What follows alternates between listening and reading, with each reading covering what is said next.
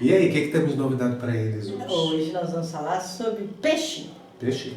Peixinho. Não, mas é para falar sobre adolescente. Pois é, mas peixinho, ele é o peixinho, o filho, o adolescente, ele vai ser igual o peixe. Que é Como é que é? Peixe, ele vai ser igualzinho o peixinho? Não é não? Vai ser igual o peixão? Não é continuidade da gente, não? Não! Filho de peixe, peixinho é? Mito. Que ditado popular mais comum, né? É muito comum. E às vezes pode aparecer tanto, né? Às vezes pode até aparecer a fisionomia, às vezes pode aparecer algumas características que são genéticas, pode ter muitos traços, né? Que são dos pais, são dos avós, são das famílias, mas... Continuidade, igualzinho. E é interessante que algumas pessoas até buscam na Bíblia, né? Não, mas está na Bíblia que os meus descendentes, eles vão... Preste atenção, existem promessas, existe promessa de que seria derramado o Espírito Santo sobre toda a carne, inclusive os vossos filhos. Você, no momento que caminha com Jesus, tem uma bênção reservada, várias bênçãos reservadas para os seus descendentes.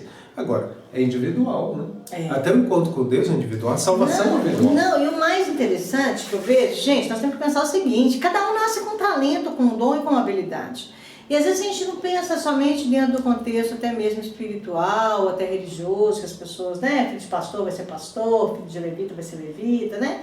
Mas assim, as pessoas nascem com talentos e habilidades que são diferentes dos pais. E às vezes assim, eu sou empresário e quero que meu filho herde minha empresa e vá ser empresário também. Você tem que dar continuidade. Eu sou psicóloga, eu tenho uma carteira de clientes hoje, já temos hoje uma empresa voltada para essa área. Então nossas filhas vão ter que seguir essa área, elas vão ter que dar continuidade à nossa herança, aos nossos dons, aos nossos talentos. Cuidado, não é por aí. Porque, na realidade, os nossos filhos, eles nasceram com uma vocação, com um propósito, com um sonho, com um plano que Deus colocou dentro deles e que, inclusive, às vezes não pode ter nada a ver com o que é o nosso chamado, a nossa missão. Tem que ser igual. Ah, mas eu construí a duras penas, com tanto sacrifício. Um império para você. Construir vai ser a mesma coisa. Beleza, obrigado, valeu. Gente, é um desejo nosso. Nossa, feliz isso é humano, pra caramba. É natural a gente tendencionar isso, né? Não, e é legal você até ser mestre, você ser um referencial, ser exemplo. Nossa, pai, mãe, olha, eu tenho muito orgulho de ter você, você é meu mentor, você é meu exemplo, mas eu vou ser músico. Eu vou, inclusive, escritor, artista, advogado, médico. Eu nasci para ser médico, eu nasci para missões, eu quero ir para as nações, eu quero evangelizar, eu quero ser enfermeira. E aí é que nós temos que começar a entender o seguinte, devemos ser referencial como casal, devemos ser referencial como cristãos, devemos ser luz e exemplo para os meus filhos com ética, com valores, com trabalho, com responsabilidade, com idoneidade. Eles têm que ver isso dentro de casa o tempo todo. Respeito, fidelidade. Gente, fidelidade as pessoas inclusive acham que é só um com o outro, né? Temos que ter fiéis com as pessoas, temos que ter fiel com a nossa palavra, com Deus. Temos que ser fiel, inclusive, com o vizinho, temos que ser fiel com o governo, temos que ser fiel com tudo, porque os filhos estão ali o tempo todo te filmando, estão vendo quem que você é. Então nós estamos realmente forjando um caráter, nós estamos desenhando uma persona, nós estamos construindo uma identidade. Agora não vão ser o meu reflexo. Eles não vão ser essa continuidade. Quantas pessoas estão frustradas hoje nas universidades, Carla, não são poucas, dizendo assim, esse diploma é o diploma desejado pela minha mãe, pelo meu pai, por fulano, não era o meu. Eu gostaria tanto de ter feito outras coisas, mas na época meus pais disseram, só vamos pagar para você uma faculdade X ou Y. Se você não quiser fazer o que a gente está pedindo ou mandando, você não vai ter nosso dinheiro. Quantas pessoas manipuladas, oprimidas, palavra pesada. Oprimidas pelos responsáveis, pelos pais. É terrível. Porque no fundo, quer aquela coisa assim, eu nunca consegui né, ser bailarina. Antigamente é isso, não sei se hoje em dia, mas eu quero muito que a minha sonho de ser bailarina, de ser um atleta, ser um atleta de natação. Então agora quem vai ser são meus filhos. Quem diz que tem que continuar a tua história que foi interrompida? E outra questão, por que você acha que tem que dar essa continuidade da tua história através dos seus filhos, quando você deveria fechar aquele capítulo da tua vida e dizer, tentei, busquei, não deu certo, ponto final. Agora eu vou ter outras coisas na minha história. Por que essa continuidade? Por que essa extensão, né, obrigatória para os filhos? Isso é traumático. Então, quando você dá um alicerce para os seus filhos, por exemplo, para eles poderem voar, para eles poderem traçar o rumo deles, como isso é lindo e como deixar com que eles sabendo que eu estou indo, né? A asa está crescendo, ó, vou fazer uma asinha aqui, ó, que lindo, ó, que asa bonita.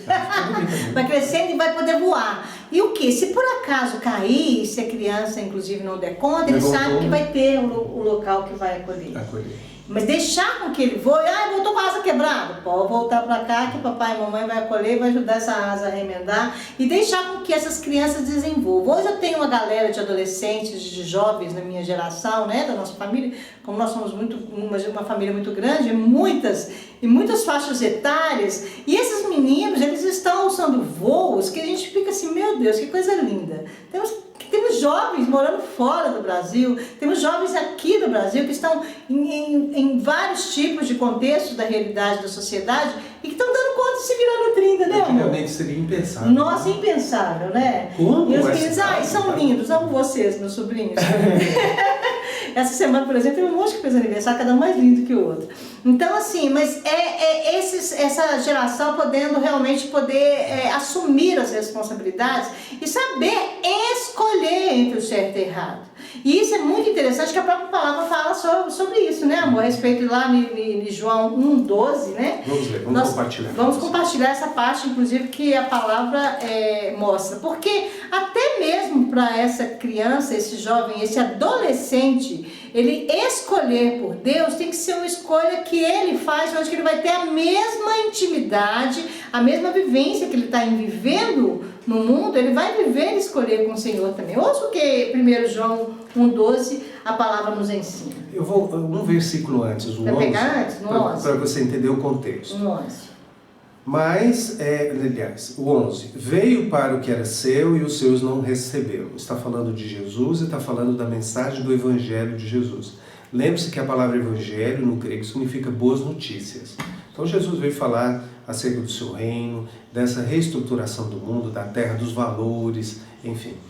Aí você vê, o próprio Jesus vindo trazer algo para quem era dele, sim, já era herança, sim, né? Que para os judeus não receberam. E eles não estão recebendo. Não receberam nada. Não receberam. Apesar de que hoje temos muitos judeus convertidos ao cristianismo, muitos.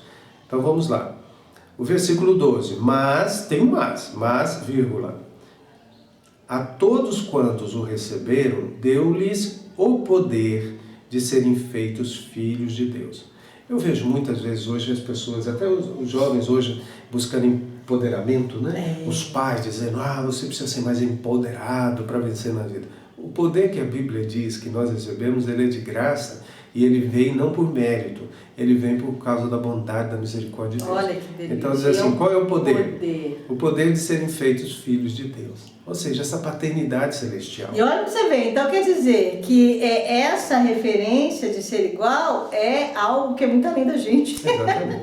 É feito filhos de Deus. Então está muito além do nosso potencial. A importância disso, muito o Criador além do céu e da terra, do universo inteiro, é aquele que mantém todo o universo em pé. Agora você ser chamado filho ou filha de Deus. Agora tem uma condição, esse verso continua orientando sobre isso.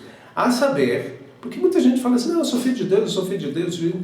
Eu me lembro de uma situação, de um testemunho que aconteceu na igreja, onde um rapaz do Comando Vermelho, um comando do crime no Rio de Janeiro, dizendo para o irmão dele assim, vai lá e assalte um depósito de gás. Ele dando testemunho, dizendo que ele, quando no mundão, né, nas trevas, ele dizia assim, você não crê em Deus? Não, você não vai receber nenhum tiro. E aí depois ele volta, o irmão dele volta com o fruto do roubo e diz assim, esse Deus é bom demais, me protegeu mesmo dos tiros. Então, muitas pessoas eles distorcem o que é ser filho de Deus. Ser filho de Deus, filho? Então, ser filho de Deus é filho da luz, é filho do que é bom, não só para você, mas para os demais. E aqui diz assim, a saber, os que creem no seu nome. Ser filho de Deus é aquele que crê no nome de Cristo. Ele crê que Deus enviou o seu único Filho para que todo aquele que nele crê não morra, não pereça, mas tenha vida eterna. Então diz assim, aos que creem no seu nome, os quais não nasceram do sangue, nem da vontade da carne, nem da vontade do homem, mas de Deus. Então quando nós entendemos, Carla, que esse nascimento vindo através de uma mulher, com aquilo que um homem quis ou não quis, ou a mulher quis ou não quis, não importa, mas quem deu toda a estrutura desse corpo, todas as características genéticas, tudo isso, não é? Foi o próprio Deus. E agora essa criança que vem, pode também ser uma criança adotada, não tem problema nenhum, mas ela vem, nasce de uma família, nasce dentro de um grupo social, e agora o que vai acontecer? A coisa mais importante, que é levar esse jovem, levar essa pessoa a uma experiência pessoal com Deus, a uma experiência individual, aquilo que é tão valioso. Eu acho que essa é a maior herança. Isso não é imposto, isso não é goela abaixo, isso não é castigado, isso vai na igreja tantas vezes que você vai encontrar Deus. Não é religiosidade, não é aquela coisa imposta, não é roubando a condição dessas crianças pensarem, escolherem, saber que ela tem liberdade de escolha. Quanto mais cedo a gente consegue colocar nessas crianças as suas escolhas, vão gerar consequências. O que você quer fazer com isso? É isso que você quer de verdade? Ok, você vai colher o fruto disso. Então você vai ensinando essas crianças a ter responsabilidade individual. E a ser mais dependente de Deus. E a ser mais dependente Uma das coisas importantes que nós temos que levar é dizer, você perguntou a Deus sobre isso? Você já consultou Jesus? Porque se você tem agora esse relacionamento íntimo com Deus, e Cristo é essa ponte que nos leva ao Criador, Cristo é essa porta, né? Diz assim, aquele que passa por mim, né? Então essa porta que esse jovem vai passar, ele vai começar a buscar de Deus toda essa orientação. De repente ele pode ser um profissional, vai exercer uma atividade dentro da sociedade, que você fala assim, puxa, eu nunca pensei nisso. Mas naquela atividade ele está glorificando a Deus, naquela atividade ele está levando Deus para as pessoas. Né? E como é feliz esses pais que na realidade possam ter admiração, possam ter a inspiração, pode ter inclusive um modelo de referência a seguir o dos pais. Mas para isso você tem que ser aquela pessoa que gera segurança em casa. Talvez você não precisa nem falar muita coisa, você pode ou não pode, ser isso e aquilo, nem pensar, você não vai entrar, vai amarrar no pé da cadeira, né? Amarrar na mesa, porque não é por aí, não é impondo, não é? Porque você vai, a fraqueza você até colocou mesmo, a rebelião, a individualidade, a busca do sentido da vida e a identificação de um propósito nobre, isso tudo vai ser conquistado pela criança se na realidade ela recebe essa liberdade de escolha desses pais e que ela sabe que na hora que ela precisar deles para uma referência, para um exemplo, ela tem aonde voltar. Exatamente. Então essa imposição vai gerar rebelião, essa escravidão vai gerar rebelião. E essa opressão também vai acabar afastando vai talvez a pessoa de Deus. Porque ela vai ficar, nossa, é muito chato. E outra coisa, às vezes fala uma coisa, prega, ensina com muito cuidado. Mas em casa mas dentro de casa não é do mesmo jeito, é intolerante, é impaciente, é totalmente arredio, é totalmente distante, religioso, não vive aquilo que na realidade está aprendendo no dia a dia, não é transformado, porque quando a gente reconhece os nossos erros, pede perdão, né? Mas a gente faz direto, não, me perdoa, errei. Não, mas eu vou perder minha autoridade, que é isso? Você não pede autoridade para pedir perdão nos seus erros, não, muito pelo contrário. Você cria valores novos. E recebe respeito dos teus filhos. Porque ele sabe que você é humano e que você reconhece os seus erros e você está sendo um exemplo para ele. E depende do mesmo Deus que eles. Né? Isso. Aí todos nós estamos constantemente aprendendo. Todos nós estamos constantemente na dependência do Senhor. E como esse amor, como esse solicitar, igual nós oramos sempre, né, amor? Senhor, que esse dia seja abençoado. Todas as nossas refeições, nós estamos os quatro juntos, a gente pensa a respeito de algum filme, alguma história, alguma situação bíblica, sempre serve de modelo, exemplo, com as quatro, minha filha de 9 anos e a outra de 12. E a gente conversa na mesa e vamos tirando as dúvidas, elas vão perguntando o que significa aquilo, o que é o significado de uma palavra, o que é o significado de um contexto. Nós estamos dizendo e ensinando para elas isso, porque nós, inclusive, sabemos que temos que aprender. Tem hora que eu pergunto, amor, o que significa isso? Ele pergunta, amor, qual que é o significado daquilo? O que vocês acham disso, meninos? Então, aquela relação onde que você vai ensinando essa criança a ter sede, a desejar, a saber de Jesus, a desejar Ele da mesma forma que a gente. Não é porque nós estamos num patamar superior, não. É porque nós estamos todos na mesma condição de sermos chamados filhos de Deus. Todos, com qualquer idade. Qualquer idade. Basta crer no nome. E não é letra, não é religiosidade, não é imposição de normas e regras, até mesmo externas, né, que vão fazer isso. É de dentro para fora. É esse poder emanado do alto, entrando dentro de nós e nos dando capacidade e potencial. Vocês vão ver adolescentes, jovens, crianças operar maravilhas, porque esse poder vem de Deus. Exatamente. Não é da gente. Agora, uma das coisas importantes aqui a falar sobre essa questão é a busca do sentido da vida. Vocês sabem que a busca do sentido da vida é uma das carências maiores entre os jovens, entre os adolescentes. Por quê? Presta atenção, quando você sai de sua cama, quando você sai de sua casa, e você tem um propósito, um sentido para fazer isso, seja o trabalho, a educação... E nessa idade tem muito conflito com relação a isso, exatamente. Viu? Diante do próprio espelho, que está sendo construído o ser humano. Então é mais conflito, por mais que a criança e o jovem adolescente não queira, mas dentro da cabeça dele tem um monte de conflito que está rolando lá, até mesmo com relação aos pais, com relação a outros coleguinhas, né? Exatamente. Inclusive estão conflitando com eles. Né? Então tem isso, por mais que a criança não queira, esses pensamentos podem vir, não, você não dá conta não, é difícil demais, essa coisa você não vai conseguir, é muito diferente, você é o seu tamanho do seu nariz, olha, então assim, vai ter muitos conflitos. Então assim, quando a criança consegue começar a perceber esses propósitos, que geralmente esses propósitos vão vir no nosso, né? Hoje nós estamos falando sobre o nosso propósito, né? Que a gente tem de propósito para conquistar, coisas que vão vir lá para frente. Você ajuda o seu filho a confrontar as dificuldades que talvez ela está tendo dentro desse processo mental de não conseguir enxergar isso diante do espelho dele, né? E esse propósito ele diz respeito a uma vida toda, né, amor? Exatamente. Agora, quando nós pensamos em sentido e quando pensamos em propósito, você tem que considerar assim, qual que é o momento que aquela criança está vivendo. De repente, dizer, puxa, o propósito da minha vida eu entendo que é isso. Isso pode amanhã mudar. Não é algo definitivo. Eu vou levar até minha velhice isso. Não. De repente, faz parte de etapas e etapas do desenvolvimento cognitivo, do desenvolvimento emocional, do desenvolvimento de autoconquista.